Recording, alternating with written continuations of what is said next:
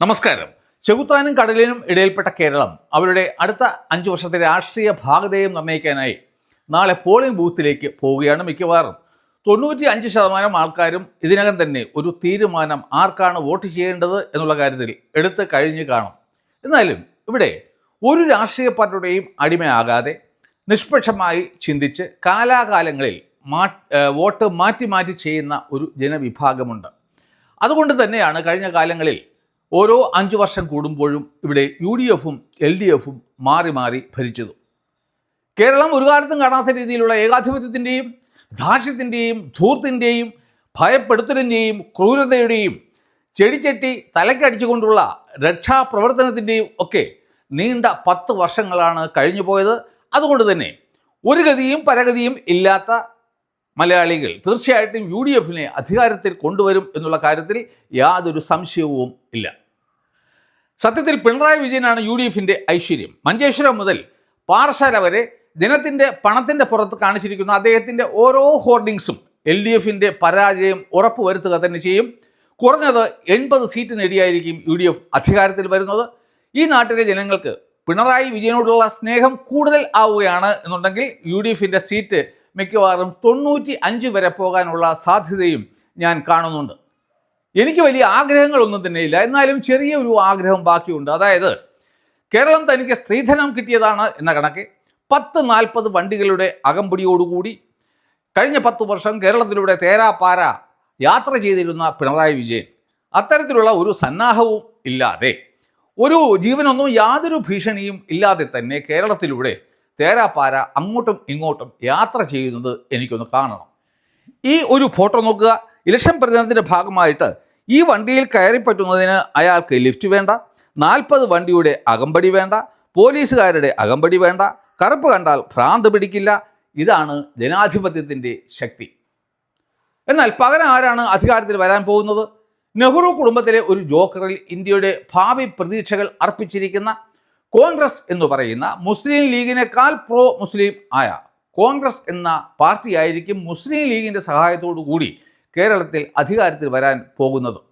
കോൺഗ്രസ് സർക്കാർ 1995 കൊണ്ടുവന്നതും 2013 ഭേദഗതി വരുത്തിയതുമായ വഖഫ് നിയമം മാത്രം ഒന്ന് പഠിച്ചാൽ മതി, നമുക്ക് മനസ്സിലാക്കാൻ സാധിക്കും ഈ കോൺഗ്രസ് എത്രമാത്രം പ്രോ മുസ്ലിം ആണെന്നുള്ളതിന്. ഇവിടെ ഇപ്പോൾ ശരീഅത്ത് നിയമം കൊണ്ടുവരാൻ നടക്കുന്ന ജമാഅത്തെ ഇസ്ലാമിയെ വരെ അവർ കൂട്ടുപിടിച്ചിരിക്കുകയാണ്. ഇവിടെയാണ് KM ഷാജിയുടെയും അസ്ത്രം ഗഫൂറിൻ്റെയും ചില പ്രസ്താവനകൾ ഇവിടുത്തെ ഹിന്ദുക്കളുടെയും ക്രിസ്ത്യാനികളുടെയും കണ്ണു തുറപ്പിക്കേണ്ടത്. എന്നാ കേട്ടോ, ഞങ്ങൾക്ക് മതമാണ് പ്രശ്നം, അത് ഞങ്ങളുടെ ഐഡന്റിറ്റിയാണ്.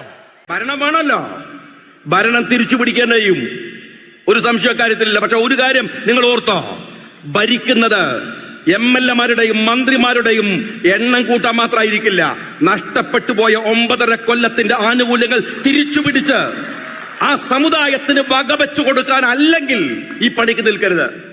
അപ്പോൾ ഇവിടെ UDF അധികാരത്തിൽ വന്നു കഴിഞ്ഞാൽ തീർച്ചയായിട്ടും മുസ്ലിം ഭരണം തന്നെയായിരിക്കും നടക്കുന്നത്.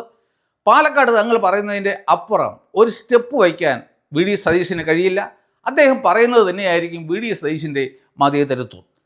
ഇനി എങ്ങനെയാണ് മുസ്ലിമുകൾ തങ്ങളുടെ അധികാരം പിടിക്കാനുള്ള പ്ലാൻ നടപ്പിലാക്കുന്നത് എന്ന് ഈ അസ്ത്രം ഗഫൂർ പറയുന്നത് കേൾക്കുക. ये है गोल्डन, ये हमारा मौका है. This is a golden opportunity. കേരളത്തിലെ മുസ്ലിമുകൾക്ക് മാത്രമല്ല, ഇന്ത്യയിലെ മുസ്ലിമുകൾക്ക് കൂടി ഏറ്റവും സുവർണ കാലഘട്ടമാണത്. അത് മനസ്സിലാക്കിയില്ലെങ്കിൽ ശരിയാവില്ല. എന്താണ്? നാഷണൽ പാർട്ടികൾ തകർന്ന് തരിപ്പണമായി പോവുകയും ജാതിയുടെ അടിസ്ഥാനത്തിലുള്ള പ്രാദേശിക പാർട്ടികൾ വരികയും ചെയ്യുമ്പോൾ 30% കൂടുതൽ CPM അടക്കമുള്ള ആർക്കും ഇന്ത്യയിൽ കിട്ടാൻ പോകുന്നില്ല എന്നൊരു സ്ഥിതിവിശേഷം വരികയാണ്. അത്തരത്തിലുള്ള സ്ഥിതിവിശേഷം വരുമ്പോൾ മുസ്ലിം സമുദായം, പിന്നോക്ക സമുദായങ്ങൾ ഒരു ഗ്രൂപ്പിന്റെ കൂടെ കൂടിയാൽ മതി, അവർക്ക് അധികാരത്തിൽ വരാം. അപ്പോൾ അസ്ത്രം ഗഫൂർ പറയുന്നത് എന്താണ് മുസ്ലിമുകളുടെ സുവർണാവസരം? തെരഞ്ഞെടുപ്പാണ് അവരുടെ സുവർണാവസരം. കേരളത്തിലെ മാത്രമല്ല, ഇന്ത്യയിൽ ആകമാനമുള്ള മുസ്ലിമുകൾ അവർ എങ്ങനെയാണ് അധികാരം പിടിക്കേണ്ടത് എന്നുള്ളതിനെക്കുറിച്ചുള്ള സൂത്രവാക്യമാണ് അദ്ദേഹം പറഞ്ഞു കൊടുക്കുന്നത്. ഈ വീഡിയോ നമ്മളെല്ലാവരും തന്നെ സമൂഹ മാധ്യമങ്ങളിൽ നേരത്തെ തന്നെ കണ്ടിട്ടുണ്ട് എങ്കിലും അതിൽ അദ്ദേഹം പറയുന്ന കാര്യങ്ങൾ എങ്ങനെയാണ് നടപ്പിലാക്കപ്പെടുന്നത് എന്നതിനെക്കുറിച്ചിട്ട് ഗൗരവമായി ആരും തന്നെ പഠിച്ചിട്ടില്ല. ലോകത്തെമ്പാടും പൊളിറ്റിക്കൽ ഇസ്ലാം അനുവർത്തിക്കുന്നത് ഒരേ ഒരു തന്ത്രം തന്നെയാണ്. അതായത് എതിർപക്ഷത്തുള്ളവരെ ഭിന്നിപ്പിക്കുക, അതിനുശേഷം അതിലുള്ള ഒരു ഭാഗവുമായി കൂട്ടുകൂടുക, അവരുടെ സഹായത്തോടു കൂടി അധികാരത്തിൽ എത്തുക. അധികാരത്തിൽ എത്തിക്കഴിഞ്ഞാൽ ആരാണോ തങ്ങളെ അധികാരത്തിൽ എത്താൻ സഹായിച്ചത് അവരെ തന്നെ ഉന്മൂലനം ചെയ്യുക. ചരിത്രം പരിശോധിക്കുകയാണെങ്കിൽ മെക്കയിലെ ഗോത്ര വിഭാഗങ്ങൾക്കിടയിൽ ഭിന്നിപ്പുണ്ടാക്കി അധികാരം പിടിച്ചെടുത്തത് ഇതേ തന്ത്രം ഉപയോഗിച്ചാണെന്ന് നമുക്ക് മനസ്സിലാക്കാൻ സാധിക്കും. കേരളത്തിലെ പ്രത്യേക സാഹചര്യത്തിൽ ഈ ഫോർമുല എങ്ങനെയാണ് നടപ്പിലാക്കപ്പെടുന്നത് എന്ന് നമുക്ക് വിലയിരുത്താം. കേരളത്തിൽ ഭൂരിപക്ഷ സമുദായത്തിൻ്റെ ജനസംഖ്യ 50% തൊട്ട് മുകളിലാണ്. മറ്റ് ക്രിസ്ത്യൻ സഭകളുടെ ആകെ ജനസംഖ്യ 18% വരും. അതുകൊണ്ട് തന്നെ ന്യൂനപക്ഷമായ മത വോട്ട് ബാങ്കിന് അധികാരത്തിൽ എത്തണം എന്നുണ്ടെങ്കിൽ ചില തന്ത്രങ്ങൾ പയറ്റിയേ മതിയാവും. ആ തന്ത്രങ്ങളിൽ ആദ്യത്തേത് നമ്മുടെ മാധ്യമ സാംസ്കാരിക സിനിമാ പ്രവർത്തകരിലൂടെ നമ്മൾ അറിയാതെ തന്നെ നമ്മുടെ ചിന്താഗതിയെ മാറ്റുന്ന തരത്തിലുള്ള വാർത്തകൾ ജനിപ്പിച്ച് അത് നമ്മളിൽ അടിച്ചേൽപ്പിക്കുക എന്നുള്ളതാണ്. കേരളത്തിലെ മീഡിയയോട് എനിക്ക് പ്രത്യേകിച്ചൊരു നന്ദി. നിങ്ങൾ എണ്ണി പറഞ്ഞോളൂ, ആരാ അപ്പുറത്തുള്ളതെന്ന്? ആരുമില്ല. വേണു മാതൃഭൂമിയിൽ നിങ്ങൾ ഇടയ്ക്ക് ഒരാളൊരു അഭിപ്രായം പറയുമ്പോൾ അതിന് അടിയിൽ ചെയ്തു വർഗീയവാദിയാണ്. വേണൊന്നും വർഗീയവാദിയല്ല. വിനു വർഗീയവാദിയല്ല. ഞാനല്ല ചർച്ചയ്ക്ക് പോകുന്നു. അവർ സുരേഷ് ഏഷ്യാനെറ്റിലെ വർഗീയവാദിയല്ല. അവരൊക്കെ നമ്മുടെ മീഡിയ വണിലെ അഭിലാഷ് ഇവരെല്ലാവരും ഞങ്ങൾ എടുക്കുന്ന തന്ത്രം വ്യത്യസ്ത തന്ത്രമാണ്. പക്ഷേ ലീഗിൻ്റെ മാതിരി മാസ് ബേസുള്ള സംഘടനയല്ല. പക്ഷേ ഞങ്ങൾ ഇഷ്ടംപോലെ കോളേജും സ്കൂളും ഉണ്ട്. അവിടെയാണ് ഈ ചെറുപ്പക്കാർ വരുന്നത്. അവിടെ വർഗീയവൽക്കരിക്കപ്പെട്ടിട്ടുണ്ടെങ്കിൽ ഭയങ്കര പ്രശ്നമാണ്. അവിടെ ഇവരുടെ യൂണിറ്റുകളും മറ്റുമൊക്കെ സ്ഥാപിക്കപ്പെട്ട വലിയ പ്രോബ്ലമാണ്. നമ്മൾ രംഗത്ത് കൊണ്ടുവരുന്നു. അവരെ രംഗത്ത് കൊണ്ടിരുന്നു. അപ്പോൾ അവർ ഓൾറെഡി ഒരു ഒഴുക്കിൽപ്പെട്ടിരിക്കുകയാണ്.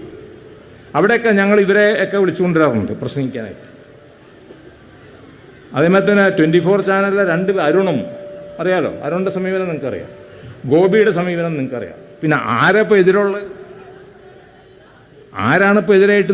അപർണ ഫോർ എക്സാമ്പിൾ നേരിട്ട് ഏറ്റുമുട്ടണവർ വേണു ഗെറ്റ് ഔട്ട് അടിച്ചു. അപ്പോൾ ഈ തന്ത്രങ്ങൾ സൂക്ഷ്മമായി പഠിച്ച് വിലയിരുത്താത്ത പക്ഷം അത് നമ്മുടെയും നമ്മുടെ ഭാവി തലമുറകളുടെയും ജീവനെയും ജീവിതത്തെയും അപകടത്തിലാക്കും. നമുക്കിവിടെ ഈ അസ്ത്രം ഗബൂറിൻ്റെ ഫോർമുല എങ്ങനെയാണ് പ്രാവർത്തികം ആക്കപ്പെടുന്നത്, 5 ഘട്ടങ്ങളിലൂടെ പ്രാവർത്തികം ആക്കപ്പെടുന്നത് എന്ന് പരിശോധിക്കാം. ഭൂരിപക്ഷ സമുദായം ജാതി അടിസ്ഥാനത്തിൽ ഭിന്നിച്ചു നിൽക്കുന്നതിനാൽ അവർക്കിടയിൽ ജാതി പറഞ്ഞ് ഭിന്നിപ്പുണ്ടാക്കുക. അതുപോലെ തന്നെ ക്രിസ്ത്യൻ സഭകൾക്കിടയിൽ കുത്തിത്തിരിപ്പുണ്ടാക്കി അവർക്കിടയിലും ഭിന്നിപ്പുണ്ടാക്കുക. നേരത്തെ പറഞ്ഞതുപോലെ മാധ്യമ സാംസ്കാരിക സിനിമാ പ്രവർത്തകരെ വിലക്കെടുത്ത് അവരുടെ പങ്കാളിത്തത്തോടു കൂടിയാണ് 1ാം ഘട്ടം പൂർത്തിയാക്കുന്നത്. ഇത്തരക്കാരുടെ ഒരു പക്ഷം പിടിച്ചുകൊണ്ടുള്ള നിലപാടുകൾ ശ്രദ്ധിക്കുന്ന ആർക്കും അത് മനസ്സിലാക്കാൻ സാധിക്കും. 1ാം ഘട്ടത്തിൽ ഭൂരിപക്ഷത്തിൻ്റെ വോട്ടുകൾ ജാതി പറഞ്ഞ് സ്പർദ്ധയുണ്ടാക്കി ഭിന്നിപ്പിക്കുന്നു. ഇത് ഒരു ദീർഘകാല പദ്ധതിയുടെ ഭാഗമാണ്. മാധ്യമ പ്രവർത്തകരും സാംസ്കാരിക പ്രവർത്തകരും സിനിമാ പ്രവർത്തകരും അവരുടെ വാർത്തകളിലും അവർ സൃഷ്ടിക്കുന്ന പ്രമേയങ്ങളിലും ബ്രാഹ്മണികൾ ഹെജുമണി, ദലിത് പീഡനം, വിവേചനം എന്നിവ നിരന്തരമായി പെരുപ്പിച്ച് കാണിക്കുന്നത് ഇതിൻ്റെ ഭാഗമാണ്. ദലിതരുടെയും പിന്നോക്കക്കാരുടെയും രക്ഷകർ തങ്ങൾ ആണെന്നുള്ള ധാരണ വോട്ട് ബാങ്കുകാർ സൃഷ്ടിച്ചെടുക്കുന്നു. അതുപോലെ തന്നെ സഭയ്ക്കുള്ളിൽ പ്രമുഖ സ്ഥാനത്തുള്ള പിതാവ് നേരത്തെ പറഞ്ഞതുപോലെ കൊത്തിത്തിരിപ്പ് ഉണ്ടാക്കി ഭിന്നത സൃഷ്ടിക്കുന്നു. 2ാം ഘട്ടത്തിൽ ഭൂരിപക്ഷ സമുദായത്തിൻ്റെയും സഭയുടെയും ഭിന്നിച്ച വോട്ടുകൾ ഇടത് വലത് മുന്നണികൾ പങ്കിട്ടെടുക്കുന്നു. വോട്ടുകൾ ആകർഷിക്കാൻ കിറ്റ്, ഇന്ദിര ഗ്യാരണ്ടി, മുനമ്പം വിഷയത്തിന് 10 മിനിറ്റ് പരിഹാരം തുടങ്ങി എല്ലാ കുതന്ത്രങ്ങളും ഇവർ പയറ്റും. വിലപേശൽ നേരെ തിരിച്ചും ആകാം. ഇടത് വലത് മുന്നണികൾ ഈ വോട്ട് ബാങ്കിനെ പ്രീണിപ്പിച്ച് അവരുടെ പിന്തുണ നേടിയെടുക്കുവാൻ പല തന്ത്രങ്ങളും പയറ്റുന്നുണ്ട്. അതും ഒരു കണക്കിന് വിലപേശൽ തന്നെയാണ്. അതിനായിട്ട് ഈ മുന്നണികൾ തമ്മിൽ മത്സരിക്കുന്നു. ഉദാഹരണത്തിന് മത്സരാടിസ്ഥാനത്തിലാണ് LDFും UDFും കേരളത്തിൽ ഉടനീളം ഹമാസ് അനുകൂല റാലികൾ സംഘടിപ്പിച്ചത്. ഏറ്റവും രസകരമായ വസ്തുത എന്ന് പറയുന്നത് ലോകത്തിൽ ഏറ്റവും കൂടുതൽ ഹമാസ് അനുകൂല റാലികൾ നടത്തപ്പെട്ടത് ഈ കൊച്ചു കേരളത്തിൽ ആണ്. അപ്പോൾ അതൊക്കെ നടത്തിയത് ആരെ പ്രീണിപ്പിക്കാൻ വേണ്ടിയിട്ടാണെന്ന് പ്രത്യേകം പറയേണ്ട ഒരു കാര്യവും ഇല്ല. മറ്റൊരു ഉദാഹരണം കൂടി പറയാം. വളരെ ഈ ഭരണഘടനാ വിരുദ്ധമായിരുന്ന ഈ വഖഫ് ഭേദഗതി നിയമം കേന്ദ്ര സർക്കാർ കൊണ്ടുവന്നപ്പോൾ അതിനെതിരെ ഒറ്റക്കെട്ടായി 140 MLAമാരും ഒറ്റക്കെട്ടായി അതിനെ എതിർത്തുകൊണ്ട് ഒരു പ്രമേയം നമ്മുടെ കേരള അസംബ്ലിയിൽ പാസാക്കി. അതും ഈ മത ബാങ്കിനെ പ്രീണിപ്പിക്കാനുള്ള ഈ 2 മുന്നണികളുടെയും മത്സരം ആയിരുന്നു, അതിൻ്റെ ഫലം ആയിരുന്നു എന്ന് മനസ്സിലാക്കാൻ ഏവർക്കും സാധിക്കുന്നതാണ്. സമുദായത്തിന് ഏറ്റവും കൂടുതൽ ആനുകൂല്യങ്ങൾ വകവച്ചു കൊടുക്കുന്ന മുന്നണിയുമായിട്ട് ഈ വോട്ട് ബാങ്ക് അധികൃതർ ഡീൽ ഉറപ്പിക്കുന്നു. മൂന്നാം ഘട്ടത്തിൽ ഈ വോട്ട് ബാങ്ക് അധികൃതർ ഇടത് വലത് മുന്നണികളുമായി പ്രത്യേകം വിലപേശുന്നു. തങ്ങളുടെ സമുദായത്തിന് ഏറ്റവും കൂടുതൽ ആനുകൂല്യങ്ങൾ ആര് വകവച്ചു കൊടുക്കുന്നുവോ ആ മുന്നണിയുമായി അവർ ഡീൽ ഉറപ്പിക്കുന്നു. നാലാം ഘട്ടത്തിൽ ഡീൽ ഉറപ്പിച്ച മുന്നണിക്ക് വോട്ട് ബാങ്ക് അവരുടെ വോട്ടുകൾ മൊത്തമായി നൽകുന്നു. വോട്ട് ബാങ്കിൻ്റെ പിന്തുണ ലഭിക്കുന്ന മുന്നണി കേരളത്തിൽ അധികാരം പിടിക്കുന്നു. അതുതന്നെയാണ് ഈ തെരഞ്ഞെടുപ്പിലും സംഭവിക്കാൻ പോകുന്നത്. അഞ്ചാമത്തെ ഘട്ടത്തിൽ അധികാരം പിടിക്കുന്നത് ഇടതു മുന്നണിയോ വലതു മുന്നണിയോ ആയിക്കോട്ടെ, ഡീൽ ഉറപ്പിച്ച പ്രകാരം സമുദായത്തിനുള്ള എല്ലാ ആനുകൂല്യങ്ങളും ഒന്നൊന്നായി വോട്ട് ബാങ്കുകാർ നേടിയെടുക്കും. അതേസമയം തന്നെ ഭൂരിപക്ഷത്തിനുള്ളിൽ ജാതി പറഞ്ഞുള്ള കലാപവും സഭയ്ക്കുള്ളിൽ ഓരോ കുത്തിത്തിരിപ്പുകളെ നടത്തി അവിടെയും കലാപം നടത്തുന്നത് അവർ തുടർന്നുകൊണ്ടും ഇരിക്കും. ഇത്തരത്തിൽ മത വോട്ട് ബാങ്കുകൾ അധികാരം പിടിക്കുന്നത് തടയണമെന്നുണ്ടെങ്കിൽ ഇവിടുത്തെ ഭൂരിഭാഗം ഹിന്ദുക്കളും ക്രിസ്ത്യാനികളും ഉണർന്ന് പ്രവർത്തിച്ചേ മതിയാകൂ. അപ്പോൾ ആടുകളെ കുതന്ത്രങ്ങളിൽ വീഴ്ത്തി പരസ്പരം തമ്മിലടിപ്പിച്ച് ചോര കുടിക്കുന്ന ഒരു ചെന്നായയുടെ ചിത്രമാണ് നമ്മുടെ മനസ്സിൽ തെളിഞ്ഞു വരിക. അതുകൊണ്ട് തന്നെ ഇത്തരത്തിൽ ഈ മത വോട്ട് ബാങ്കുകൾ അധികാരത്തിൽ വരുന്നത് എങ്ങനെ തടയാം എന്നുള്ളതിനെക്കുറിച്ചിട്ട് ഇനി ഞാൻ പറയാൻ പോകുന്ന കാര്യങ്ങൾ മത വോട്ട് ബാങ്കിന് പുറത്തുള്ള എല്ലാവരും ശ്രദ്ധിച്ച് കേൾക്കണം, മനസ്സിലാക്കണം, പഠിക്കണം. അതിന് ആദ്യമായി മത വോട്ട് ബാങ്കിന് പുറത്തുള്ളവർ ചെയ്യേണ്ടത് ഈ മത വോട്ട് ബാങ്കുകാർ എങ്ങനെയാണ് അധികാരം പിടിക്കുന്നത് എന്നുള്ളതിനെക്കുറിച്ചിട്ട് സൂക്ഷ്മമായി പഠിക്കണം എന്നുള്ളതാണ്. രണ്ടാമതായി ഭൂരിപക്ഷ സമുദായക്കാർ ജാതി പറഞ്ഞുള്ള കലാപം അവസാനിപ്പിക്കുക. അത് നിങ്ങളെ അന്തിമമായി ഒരിടത്തും കൊണ്ടുചെന്ന് എത്തിക്കില്ല. മൂന്നാമതായി ക്രിസ്തീയ സഭകൾ അവരുടെ ഇടയിൽ കുത്തിത്തിരിപ്പ് ഉണ്ടാക്കുന്നതിന് വശംവദർ ആകാതിരിക്കുക. നാലാമതായി ഈ മത വോട്ട് ബാങ്കുകാർ ഒളിഞ്ഞും തെളിഞ്ഞും വിലപേശൽ നടത്തുന്ന ഇടത് വലത് മുന്നണികളെ നാം ബഹിഷ്കരിക്കുക. അഞ്ചാമതായി മത വോട്ട് ബാങ്കുകാരിൽ നിന്നും കപ്പം വാങ്ങിക്കൊണ്ട് അവരുടെ അജണ്ടകൾക്ക് ഒത്താശ ചെയ്യുന്ന മാധ്യമപ്രവർത്തകരെയും സാമൂഹിക നായകന്മാരെയും സിനിമാ പ്രവർത്തകരെയും നാം ബഹിഷ്കരിക്കുക. അവസാനമായിട്ട് ജനതയുടെ മൊത്തം ക്ഷേമത്തിനും ഉന്നതിക്കും വേണ്ടി പ്രവർത്തിക്കുന്ന മുന്നണിക്ക് മാത്രം വോട്ട് ചെയ്യുക. ഈ വരാൻ പോകുന്ന തെരഞ്ഞെടുപ്പ് ഫലം കേരളത്തിൽ ദൂരവ്യാപകമായ ഫലങ്ങളായിരിക്കും ഉണ്ടാക്കുക. 83-ാം വയസ്സിലും നേരെ ചൊവ്വേ നടക്കാൻ പോലും പറ്റില്ല എങ്കിലും കേരളത്തിൻ്റെ ക്യാപ്റ്റനായി നടക്കുന്ന പിണറായിക്ക് അദ്ദേഹത്തിന് കഴിഞ്ഞ തവണ കിട്ടിയ ഭൂരിപക്ഷത്തിൻ്റെ പകുതി പോലും കിട്ടും എന്ന് എനിക്ക് തോന്നുന്നില്ല. തീർച്ചയായിട്ടും പിണറായിക്ക് മൂന്നാം ഭരണം കിട്ടുകയും ഇല്ല. അപ്പോൾ അധികാരം ഇല്ലാത്ത പിണറായിയുടെ അടിയിൽ CPM എങ്ങനെ നിലനിൽക്കും എന്നുള്ളതാണ് ഒന്നാമത്തെ ചോദ്യം. അപ്പോൾ CPMനുള്ളിൽ തന്നെ കലാപവും പ്രതിഷേധ സ്വരങ്ങളും ഉയരും. മാധ്യമങ്ങളെപ്പോലും എങ്ങനെ നേരിടണം എന്ന് പോലും അറിയാത്ത പാർട്ടി സെക്രട്ടറി ഗോവിന്ദന് ഒന്നും തന്നെ ചെയ്യാൻ സാധിക്കുകയും ഇല്ല. UDFൽ ആദ്യം നടക്കാൻ പോകുന്നത് ആരായിരിക്കണം മുഖ്യമന്ത്രി എന്നുള്ളതിനെക്കുറിച്ചിട്ടുള്ള അടിയായിരിക്കും. എനിക്ക് തോന്നുന്നില്ല ഈ UDF മുന്നണി അടുത്ത 5 വർഷം തുടർച്ചയായി കേരളത്തിൽ ഭരണം നടത്തും എന്ന്.